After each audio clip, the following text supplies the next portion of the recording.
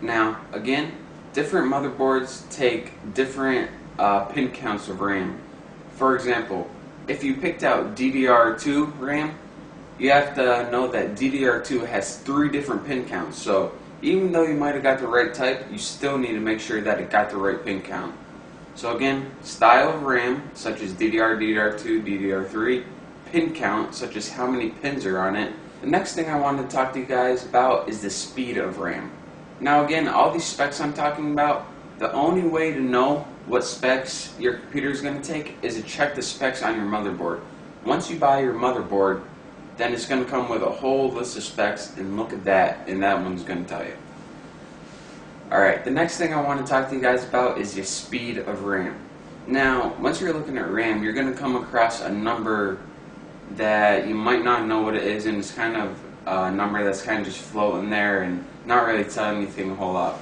For example, when you buy RAM, it's going to say something like DDR2 800, DDR2 1000. You're like, what the heck is this? I don't know what this number means. What this number is the speed of your RAM. And the higher the number, the faster. And before you go and buying the just a random thing, I need to tell you guys one very important thing.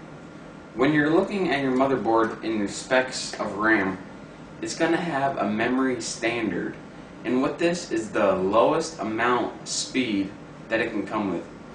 For example, if your memory standard is DDR2 800, then that's the lowest speed, the 800, that you can get.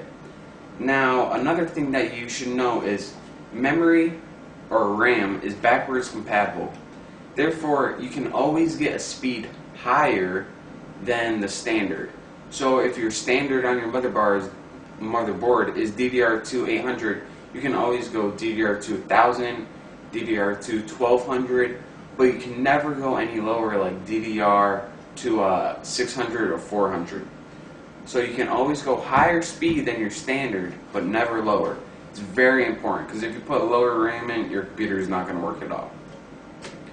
So now that you say, alright, the more RAM I put in my computer, the more applications I'm going to be able to run. So I'm going to go out and buy $12,000 worth of RAM and put it in my computer. Well, take it easy, Bessie, because you don't want to do that just yet. There is a maximum amount of RAM that you can put on every motherboard. And the way you find out the maximum amount of RAM, of course, just like everything else, you need to look at the specs. Now, one thing you have to realize that even if your motherboard can take a massive amount of RAM, you don't necessarily want to put all this RAM on your motherboard, because maybe your operating system can't recognize that. To be safe, I would put in the maximum for any computer I ever built was 4 gigs of RAM, and this is plenty enough. If you put in any more than 4 gigs of RAM, then you're just getting greedy, and you just don't need to do it, so just back off. Now, for this build, I want to talk to you guys about what kind of RAM I picked out. We went with Kingston, which is just the brand name. We went with 1 gigabyte total, which you actually see is made up of 2 512 megabyte sticks. We went with 240 pin, which is, again, just to make sure it fits in the motherboard. The type we went with is DDR2, and we went with the 800 speed.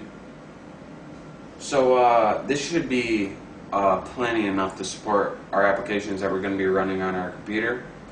And again, make sure you're watching these tutorials in high def. I hope you enjoy watching these tutorials. I hope you learned something. So thanks for watching, and I'll see you next time.